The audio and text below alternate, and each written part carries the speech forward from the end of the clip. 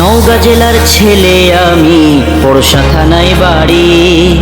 নওগাঁ জেলা আইলে তোমরা দেখবে তালের গাছের সারি।